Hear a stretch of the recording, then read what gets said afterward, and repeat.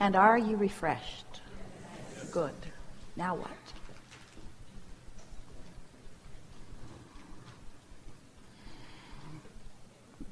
Almost all the way to the back. Stand if you think it's you, not further back. Yes. Whack.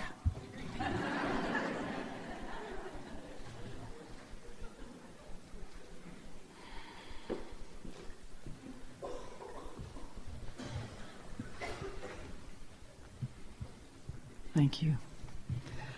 I so adore you and appreciate you. And I came to see you in Los Angeles in January.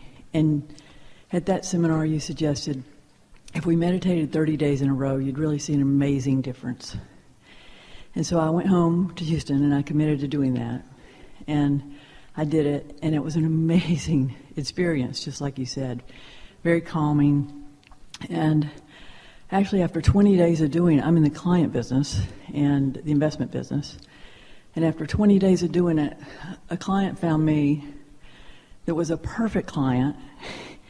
And I thought, God, it's really true. I can just sit in my office and wait for somebody to cold call me. It is called law of attraction, not law of cold calling. Thank you.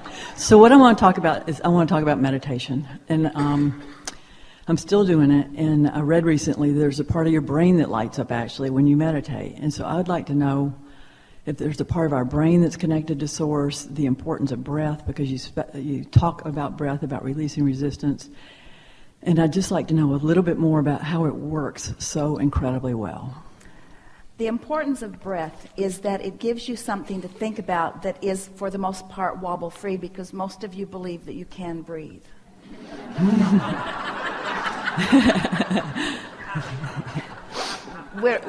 We are wanting to be a little funny, and we are wanting to be really serious about that. It's a subject that requires attention, or that you can give your attention to, that doesn't have resistance in it. And that is really the secret to the wobble-free situation.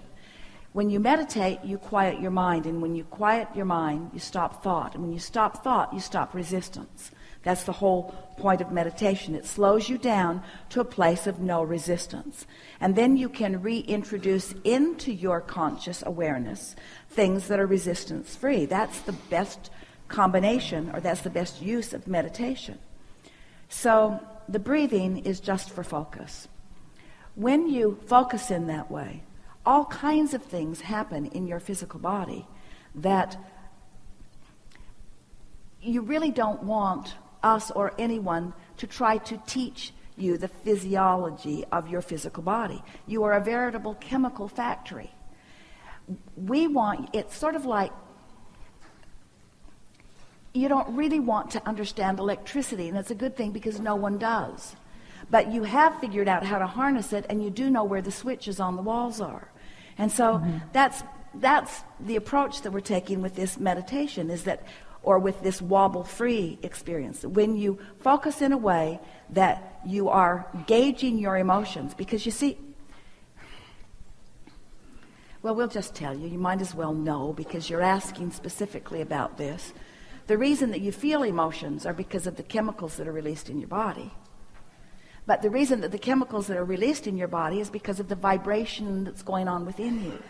And so, in the same way that no one, no matter how physically engaged they are with your physical apparatus, understands it. For heaven's sakes, they're still trying to learn about you after you're dead through your autopsy. That should tell you something about barking up the wrong tree. And so the chemicals are released, and so, of course, your brain is lighting up in different ways, but we wouldn't spend any time trying to figure that out.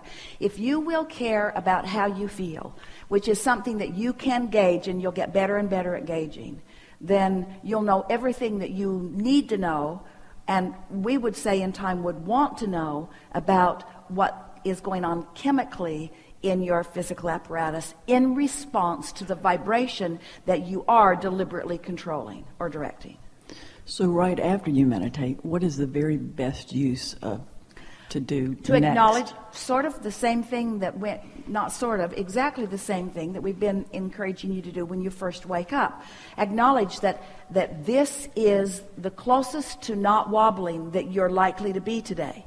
And so begin shoring yourself up with topics that are wobble-free until some momentum gets going. Because the most delightful state of life, you see, the big contention that so many humans have had with us about what we've been teaching over the years is that you don't want to meditate and have no thought. You want to be engaged with ideas. And we've said to you, we would far rather that you were in a state of appreciation or exhilaration than meditation, because in either case there's no resistance. But in appreciation or exhilaration, there's a lot of momentum going, where in meditation and a quieting of the mind, there's not much momentum going. But it's like we've been telling you the story of you're in San Francisco. Esther was amazed the first time she saw those hills, that people were even driving up and down them. But imagine that you've got your car perched at the top of one of those hills, and you decide that you're going to just nudge it from behind. It's out of gear. The parking brake is not on. You just want to see what will happen. And then right away you realize that you're pretty sure that you know what will happen. And so while the momentum is still very, very slow, you change your mind and you get out in front of it and you let the car bump up against you and you stop it. But you wouldn't want to be at the bottom of the hill stopping that momentum. So this is the same thing that we're talking about. As you catch the momentum of a wobble early, you're more likely to stop it. But if you wait until it's really wobbling, then you are not so likely. So after you have meditated and you're in that place of detachment, you can feel the ease of your being. In fact, we'll continue this and then we'll make this next statement, because both are very important, especially for you to hear. So the next thing to do after meditation is to acknowledge that you're in a place of pure positive energy, that you have, through meditation, you've done a good job of creating a vibrational atmosphere that is resistance-free, which makes it likely, in fact certain, that things from your vortex are now easily flowing into your resistance-free state of being, which means ideas are going to start coming, impulses are going to start coming, and of course the feelings of stronger and stronger good feeling emotion is going to start coming. So what we're really saying is meditate and then follow the lead of the inspiration that then flows to you. Some of you are experiencing, happens to Esther now every time she meditates, because she gets into that resistance-free place very easily, and we write a book through her as soon as she quiets her mind, because she's open, she's practiced, she's ready, and so the ideas start flowing. It's happening to a lot of you, isn't it? That you get into that place of meditation where quieting your mind is what you're trying to do, and your mind won't stay quiet. But it doesn't matter if your mind becomes active, if it's active upon things that feel good. In other words, a wonderful meditation is one where you reach that place, and then you acknowledge that you're in a place of receiving. It's sort of like step 4 meditation. And now, just let the ideas begin flowing. Happened to Esther. She was meditating, she and Jerry, back in 1985 for about 9 months, because that's all they knew to do. Someone had told them, sit in a quiet room, wear comfortable clothing, focus on your breathing. When your mind wanders, in it will. Focus back on your breathing. That's all Esther had. So she was focusing on her breathing, and every time her mind wandered, she'd breathe more. Till we realized she wasn't going to let us occur to her, because her only instructions were when your mind wanders, and she couldn't tell whose mind was wandering in her mind. But it was us. And so that's happening to some of you. You begin to receive these impulses of thought. Just go ahead and let the thought flow. And this is the piece that makes this all work so well for you. You know how you like to eat for the pleasure of eating? For the fuel of it too, but that's pleasure also. You're eating for the pleasure of eating, or you're walking for the pleasure of walking, or you're having a massage for the pleasure of that, or well, we want you to think for the pleasure of thinking. Think for the pleasure of thinking, not for the problem-solving quality, not for the advantage that you might gain, not to fill a void. Think for the pleasure of thinking. And so that's the way we would follow through with meditation. When you've reached that place where you actually feel physical detachment and you're in that sort of place, Esther calls it almost euphoria. It's that feeling of well-being, sort of mindless and well-being, and then the thoughts start flowing. Following the trail of those thoughts is so delicious. Just follow them out, you see. And then don't meditate for more than 20 minutes. That's plenty of time. You've trained yourself to be responsive to what's going on, and asking your mind to not be responsive is really asking your mind to do something that it is not meant to do.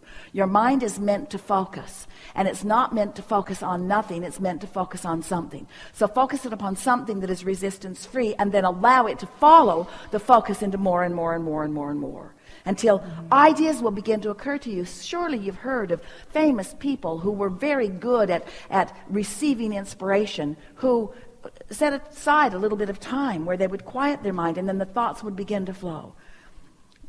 All of you have access to this because every one of you has a direct route to infinite intelligence. And every one of you has infinite intelligence flowing to you and through you about things that matter to you. These simple processes will just cue you up into your readiness for the receiving or the realization of that, you see. Really good. Fantastic. Yeah. Thank you so much. Something more? I adore you.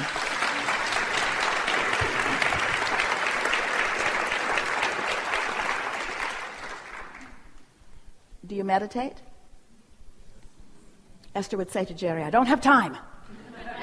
And he would think, he never said it, you don't have time not to. I don't have time to get in the wobble-free zone. I've got too much wobble to tend to.